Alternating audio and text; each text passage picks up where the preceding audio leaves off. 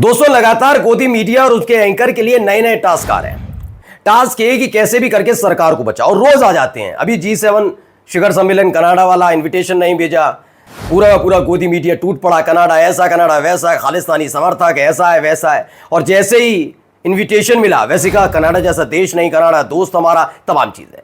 तो वहां पर इन्होंने अपनी फजीयत कराई। अब एक नया टास्क आया है। जिन देशों में घूम घूम कर, खासकर मुस्लिम देशों में घूम घूम कर नरेंद्र मोदी साहब माहौल बनाते रहे अपने देश के अंदर, उसी में से एक देश ने लिस्ट जारी कर दी है। इन 14 देशों में भारत भी शामिल है, जिन्होंने वर्क वीजा पर रोक लगा दी है। अस्थायी तौर पर ही सही, लेकिन वर्क वीजा पर रोक लगाई गई है। वजह क्या है क्या नहीं है वो तमाम चीजें आपको दिखाऊंगा। लेकिन अब गोदी मीडिया को काम करना पड़ेगा कि सऊदी अरब में तो जाकर गलबहियां करते हैं, लेकिन हमारे देश के मुसलमानों के साथ क्या रहा वो दिखाऊंगा। क्योंकि नमाज अता कर ली तो उनकी छाती पर सांप लूटने लग गया। वही FIR, जेल भेजो, ये तो ऐसा, ये तो वैसा, बड़ी दिक्कत हो रही है। इसी के साथ दिखाऊंगा वो मुसलमान नहीं है। अगर किसी रेलवे ट्रैक के पास खड़ा मिल भी जाए तो कह दिया जाता है ये साजिश रच रहा था, ट्रेन दुर्घटना करवाना चाहता था। लेकिन आज आपको दिखाऊंगा कौन लोग हैं वो जो ट्रेन पर चढ़ जाते हैं, आंदोलन के नाम पर ट्रैक से छिड़खानी करते हैं, लेकिन उनके नाम पर यह नहीं कहा जाता कि ये साजिश रच रहे हैं। बीजेपी के हालात भी दिखाऊंगा। जब भारतीय जनता पार्टी की हालत खस्ता है, सांसदों को ढूंढने के लिए पोस्टर चस्पा है, तो एक साथी ने ऐलान कर दिया कि मैं बीजेपी के प्रत्याशियों के खिलाफ अपने प्रत्याशी उतारूंगा, नहीं चुनाव लड़ूंगा। नमस्कार, मैं हूं प्रज्वल गौतम और आप देख रहे हैं the live TV. The live TV, सच सबसे आगे। शुरुआत एक खबर के साथ करूंगा। एक खबर आई थी जिसमें रणवीर सिंह ने ट्वीट किया था कि सऊदी अरब ने भारत के नागरिकों के लिए वर्क वीजा पर रोक लगा दी।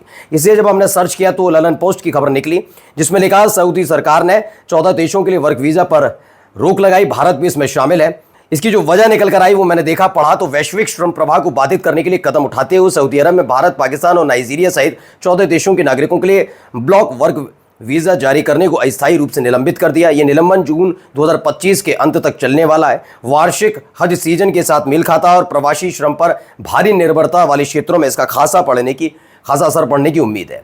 कहा जा रहा है कि हज की वजह से यह फैसला लिया गया है कि 14 देशों के नागरिकों को वर्क वीजा नहीं मिलेगा। सवाल ये उठता है कि भारत को लेकर यह फैसला जब होता है, क्योंकि मैं नाइजीरिया की औकात है क्या, मैं खुल के कह रहा हूँ, सुनने में शायद, तो पाकिस्तान की औकात है क्या, बहुत छोटे देश है ना।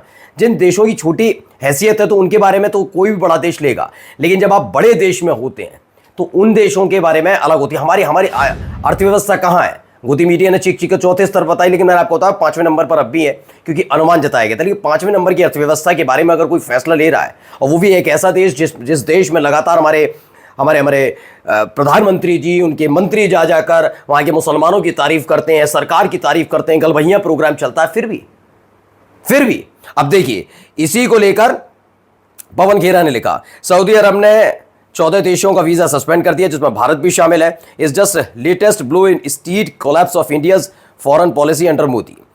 चाइना ने ब्लॉक कर दिए, blocked naming the attackers at the UN, ठीक है ना। पाकिस्तान वॉन द बैकिंग, किस चीज के लिए, चाइना से ले लिया, रूस, ईरान, तुर्की, मलेशिया और all demanding a fair proof.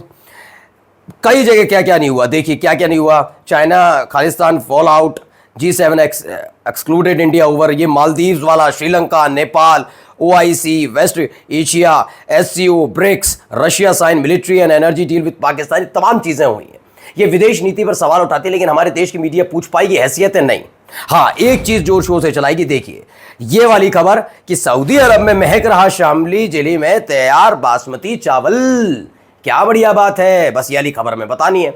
हम चावल एक्सपोर्ट कर रहे हैं, वो हमारा वर्क वीजा सस्पेंड कर रहे हैं। तो इसको पूरी तरीके से बताया जाता है कितना बड़ा महान कार्य कर दिया। योगी ना होते, मोदी ना होते तो ये हो ही नहीं पाता। हाल ही में रेखा शर्मा गई थी, जब वो गाना गा रही थी, आलोचना होने लगी तो कहने लगी कि इन जिन देशों में हम गए, मुस्लिम देशों में, कभी हिंदुस्तानी कदम नहीं रख पाया, पता नहीं क्या क्या बयान नहीं दिया था। अब देख लो तो वाकई कदम नहीं रख पाएंगे सऊदी अरब में, ये सस्पेंड कर दिया गया। इस पर बात नहीं होती है। अब आइए एक वीडियो में दिखाने जा रहा हूं अपने यहाँ के मुसलमानों के साथ क्या व्यवहार करते हैं, इसका असर पड़ता है, तभी वर्क वीजा सस्पेंड होता है। देखिए, पहले सुनिए। कोई मुसीबत वाली बात है तो बता दीजिएगा, कमेंट करके जरूर बताइए, इससे कोई मुसीबत, किसी को दिक्कत हो रही है तो।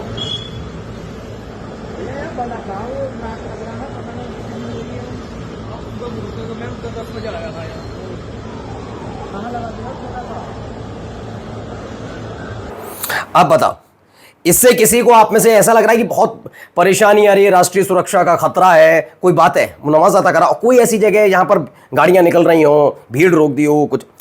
द मुस्लिम खबर, हापुड़ उत्तर प्रदेश में नमाज पढ़ने पर हुआ मुकदमा दर्ज, नमाज को अपराध की तरह दर्शाने की प्रक्रिया सामान्य हो गई है। बिजली घर में भारतीय किसान यूनियन के कार्यकर्ताओं के धरना प्रदर्शन के बीच कार्यकर्ता ने बिजली घर के अंदर नमाज अता की।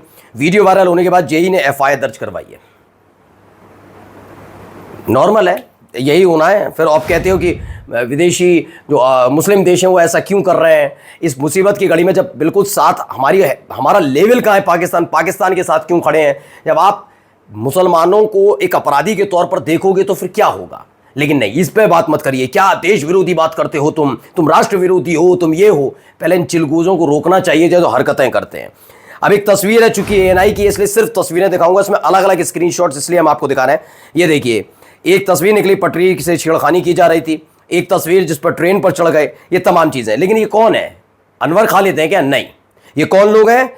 ये लिखा सरल व्यंग ने, भरतपुर में गुर्जर समाज द्वारा आंदोलन किया जा रहा, आरक्षण के लिए पटरियों को तोड़ा जा रहा है। लेकिन नहीं, ये कोई साजिश नहीं है, ये तो मांग है, आरक्षण की मांग कर रहे हैं। कितने भोले लोग हैं, आरक्षण की मांग करते हैं, ये साजिश नहीं रचते। साजिश कौन रचता? अनवर खालिद और कौन है वो सारे के सारे जितने भी हैं बाकी के। वो मैं ये नहीं कह रहा गुर्जर समाज ने गलत किया या किया, वो आरक्षण का उनका तरीका हो सकता है, सरकार अपने तरीके से निपटे। लेकिन बात मानकर चलिए, अगर यहीं पर अनवर खालिद खड़े होते तो क्या करते ये। मीडिया की बता रहा हूं, घिनौनापन देखिए, बीजेपी के नेताओं का भी देखिए। अब देखिए, यहां पर एक लताड़ पड़ती है, लताड़ देखिए। पहले मसला क्या है मैं बता देता हूं। राजा रघुवंशी वाला मसला पता ही चल गया होगा। एक जोड़ा शादी के बाद पहुंचता है मेघालय और वहां जाकर अचानक से गायब होता है। लड़के राजा रघुवंशी की का शव मिलता है। गाजीपुर से उनकी पत्नी यानी सोनम रघुवंशी गिरफ्तार होती हैं। कई तरह के आरोप और बातें हो रही है, गिरफ्तार कर लिया, कुछ नहीं। अब ये राजा रघुवंशी जिनकी मौत हुई है, उनके भाई से बात कर रही है न्यूज 18 की एंकर। लेकिन सोचिए कैसे लताड़ पड़ी है, जरा सुनिएगा, बहुत गौर से सुनिएगा। राजा रघुवंशी के भाई विपिन इस वक्त हमारे साथ मौजूद हैं। विपिन जी, सोनम रघुवंशी की गिरफ्तारी हो चुकी है, बहुत बड़ा आरोप लगा है, बड़ा पर्दाफाश खुद मेघालय डीजीपी ने किया है। सुनिए, सोनम की गिरफ्तारी नहीं हो गई है। सोनम को जो है सिलेंडर नहीं वो करा किसी ने भी। सोनम को लिए हमने यूपी पुलिस को फोन लगाया था रात के 1:45 बजे। सोनम जंगल में अकेले खड़ी थी तो यूपी पुलिस को फोन लगा के बताया गया है सोनम वहाँ पे खड़ी हुई है। सोनम कंफर्म थी, हमने वीडियो कॉलिंग में चेक करा, यूपी पुलिस को फोन लगाया, यूपी पुलिस को फोन लगा के सोनम को वहाँ पे कस्टडी में दिया गया, क्योंकि जंगल में रात को सुरक्षा रहेगी। बहुत बड़ा जो पर्दाफाश हुआ है कि राजा रघुवंशी की हत्याकांड को अंजाम सोनम के जरिए दिया गया, बाकायदा सुपारी दी गई। अभी कंफर्म नहीं हुआ। सुन लिया, शर्म नहीं आती इन्हें, हर चीज परोसनी है माहौल। और ये अगर लड़की के परिवार वाले कह रहे हो तो बात अलग है। लड़के जिसकी मौत हुई है उनके परिवार, उनका भाई कह रहा है कि ऐसा नहीं है, लेकिन इन्हें तमाशा करना है। ये अंबानी का चैनल है, ये न्यूज 18 है, समझिए शर्म नहीं आती इन लोगों को। आइए एक खबर हो, देखिए, ये इन्हें देखा होगा धारावाहिक में आते थे, राम बनते थे, अरुण गोविल हैं, अच्छा खासा इनका करियर था। अब ये इनके लिए लगा दिया गया गुमशुदा की तलाश करके लोगों ने इनसे इनके बारे में पूछा, गए कहाँ। पोस्टर नहीं है, ये ट्वीट किया गया था और जिस पर ट्वीट किया गया उस पर महाराणा प्रताप की तस्वीर लगी है। देखिए क्या है, भारत समाचार, बीजेपी सांसद अरुण गोविल का आपत्तिजनक पोस्टर है। अरुण गोविल को गुमशुदा बताकर पोस्ट किया गया। पोस्ट में लिखा, पिछले साल से इलाके में नहीं दिखे सांसद अरुण गोविल की तस्वीर लगाकर किया गया पोस्ट। एक्स हैंडल पर महाराणा प्रताप की तस्वीर लगाई गई है। नरेंद्र मोदी, अमित शाह, पूर्व मेरठ एमपी को भी टैग किया गया है। अब आइए जरा एक साथी क्या कह रहे हैं सुन लीजिए। मैं बिहार की 243 सीटों पर चुनाव लड़ूंगा। ये ऐलान कर दिया गया, 243 सीटें ही हैं बिहार में, और बिहार में विधानसभा चुनाव होने जा रहा है इस साल के आखिर में।